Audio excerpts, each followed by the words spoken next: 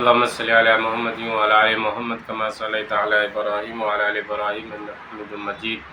اللهم بارك على محمد وعلى آل محمد كما باركت على إبراهيم وعلى آل إبراهيم إنك حميد مجيد. بسم اللہ الرحمن الرحیم. یہ جو میں حدیث پاک پڑھنے جا رہا ہوں اس میں حضرت عمر رضی اللہ عنہ کے بارے میں ان کی حالت بتائی گئی ہے کہ ان کے اندر کس طرح سے اللہ کا خوف تھا. حضرت عمر رضی اللہ عنہ کی حالت. حضرت عمر رضی اللہ عنہ بسا اوقات ایک تن کا ہاتھ میں لیتے اور فرماتے کاش میں تن کا ہوتا. کبھی فرماتے کاش مجھے میری ماں نے جنا ہی نہ ہوتا. ایک مرتبہ کسی کام میں مشغول تھے. ایک شخص آیا اور کہنے لگا کہ فلاں شخص نے مجھے پر ظلم کیا ہے، آپ چل کر مجھے بدلہ دلوا دیجیے. آپ رضی اللہ عنہ نے اسے ایک درہ مار دیا کہ جب میں اس کام کے لیے بیٹھتا ہوں اس وقت تو آتے نہیں، جب میں دوسرے کاموں میں مشغول ہو جاتا ہوں تو آ کر کہتے ہو کہ بدلہ دلوا دو. وہ شخص چلا گیا. آپ نے آدمی بھیج کر اس کو بلوایا اور درہ اس کو دے کر فرمایا کہ بدلہ لے لو. اس نے عرض کیا کہ میں نے اللہ کے واسطے معاف کیا. گھر تشریف لائے، 2 رکعت نماز پڑھی. اس کے بعد اپنے آپ کو خطاب کر کے فرمایا اے عمر تو کمینہ تھا، اللہ نے تجھ کو اونچا کیا. تو گمراہ تھا، اللہ نے تجھ کو ہدایت کی. تو ذلیل تھا، اللہ نے تجھے عزت دی، پھر لوگوں کا بادشاہ بنایا. اب ایک شخص آ کر کہتا ہے کہ مجھے ظلم کا بدلہ دلوا دے تو اس کو مارتا ہے. کل کو قیامت کے دن اپنے رب کو کیا جواب دے گا؟ بڑی دیر تک اسی طرح اپنے آپ کو ملامت کرتے رہے. آپ کے غلام حضرت اسلم رضی اللہ عنہ کہتے ہیں کہ میں ایک مرتبہ حضرت عمر رضی اللہ عنہ کے ساتھ حرا مدینہ کے قریب ایک جگہ کا نام ہے کی طرف جا رہا تھا. ایک جگہ آگ جلتی ہوئی جنگل میں نظر آئی. حضرت عمر رضی اللہ عنہ نے فرمایا کہ شاید یہ کوئی قافلہ ہے جو رات ہو جانے کی وجہ سے شہر میں نہیں گیا، باہر ہی ٹھہر گیا. چلو اس کی خیر خبر لے، رات کو حفاظت کا انتظام کریں. وہاں پہنچے تو دیکھا کہ ایک عورت ہے جس کے ساتھ چند بچے ہیں جو رو رہے ہیں اور چلا رہے ہیں، اور ایک دیگچی چولہے پر رکھی ہے جس میں پانی بھرا ہوا ہے اور اس کے نیچے آگ جل رہی ہے. انہوں نے سلام کیا اور قریب آنے کی اجازت لے کر اس کے پاس گئے اور پوچھا کہ یہ بچے کیوں رو رہے ہیں؟ عورت نے کہا کہ بھوک سے لاچار ہو کر رو رہے ہیں. دریافت فرمایا کہ اس دیگچی میں کیا ہے؟ عورت نے کہا کہ پانی بھر کر بہلانے کے واسطے آگ پر رکھ دی ہے کہ ذرا ان کو تسلی ہو جائے اور سو جائے. امیر المومنین عمر رضی اللہ عنہ کا اور میرے اللہ ہی کے یہاں فیصلہ ہوگا کہ میری اس تنگی کی خبر نہیں لیتے.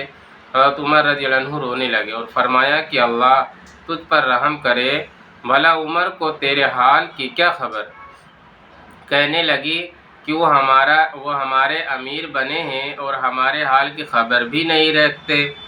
اسلم رضی اللہ عنہ کہتے ہیں کہ عمر رضی اللہ عنہ مجھے ساتھ لے کر واپس ہوئے اور ایک بوری میں بیت المال میں سے کچھ آٹا اور کھجورے اور چربی اور کچھ کپڑے اور کچھ درہم لیے. غرض اس بوری کو خوب بھر لیا اور فرمایا کہ یہ میری کمر پر رکھ دے. میں نے عرض کیا کہ میں لے چلوں. آپ رضی اللہ عنہ نے فرمایا کہ نہیں، میرے کمر پر رکھ دے. 2-3 مرتبہ جب میں نے اصرار کیا تو فرمایا کہ قیامت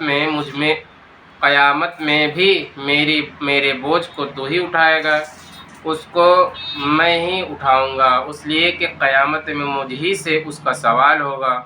میں نے مجبور ہو کر بوری کو آپ کی کمر پر رکھ دیا. آپ نہایت تیزی کے ساتھ اس کے پاس تشریف لے گئے. میں بھی ساتھ تھا. وہاں پہنچ کر اس دیگچی میں آٹا اور کچھ چربی اور کھجوریں ڈالی اور اس کو چلانا شروع کیا اور چولہے میں خود ہی پھونک مارنا شروع کیا. اسلم رضی اللہ عنہ کہتے ہیں کہ آپ کی گنجھان داڑھی سے دھواں نکلتا ہوا دیکھتا رہا حتیٰ کہ حریرہ سا تیار ہو گیا. اس کے بعد آپ رضی اللہ عنہ نے اپنے دست مبارک سے نکال کر ان کو کھلایا. وہ سیر ہو کر خوب ہنسی کھیل میں مشغول ہو گئے اور جو بچا تھا وہ دوسرے وقت کے واسطے ان کے حوالے کر دیا. وہ عورت بہت خوش ہوئی اور کہنے لگی اللہ تعالیٰ تمہیں جزائے خیر دے. تم تھے اس کے مستحق کے بجائے حضرت عمر رضی اللہ عنہ کے تم ہی خلیفہ بنائے جاتے۔ حضرت عمر رضی اللہ عنہ نے اس کو تسلی دی اور فرمایا کہ جب تم خلیفہ کے پاس جاؤ گی تو مجھ کو بھی وہیں پاؤ گی۔ حضرت عمر رضی اللہ عنہ اس کے قریب ہی ذرا ہٹ کر زمین پر بیٹھ گئے اور تھوڑی دیر بیٹھنے کے بعد چلے آئے اور فرمایا کہ میں اس لیے بیٹھا تھا کہ میں نے ان کو روتے ہوئے دیکھا تھا، میرا دل چاہا کہ تھوڑی دیر ان کو ہنستے ہوئے بھی دیکھوں۔ صبح کی نماز میں اکثر سورہ کہف، طٰہٰ وغیرہ بڑی صورتیں پڑھتے اور روتے کہ کئی صفوں تک آواز جاتی۔ ایک مرتبہ صبح کی نماز میں سورہ یوسف پڑھ رہے تھے، انما اشکو بثی وحزنی الی اللہ پر پہنچے تو روتے روتے آواز نہ نکلی۔ تہجد کی نماز میں بعض مرتبہ روتے روتے گر جاتے اور بیمار ہو جاتے۔ فائدہ یہ ہے اللہ کا خوف اس شخص کا جس کے نام سے بڑے بڑے نامور بادشاہ ڈرتے تھے، کانپتے تھے۔ آج بھی 1350 برس کے زمانے تک اس کا دبدبہ مانا ہوا ہے۔ آج کوئی بادشاہ نہیں، حاکم نہیں، کوئی معمولی سا امیر بھی اپنی رعایت کے ساتھ ایسا برتاؤ کرتا ہے۔ سبحان اللہ وبحمدہ، سبحانک اللہم وبحمدک، ونشہد ان لا الہ الا اللہ ونستغفرک ونتوب الیک۔ سبحان ربک رب العزۃ عما یصفون، وسلام علی المرسلین، والحمد للہ رب العالمین۔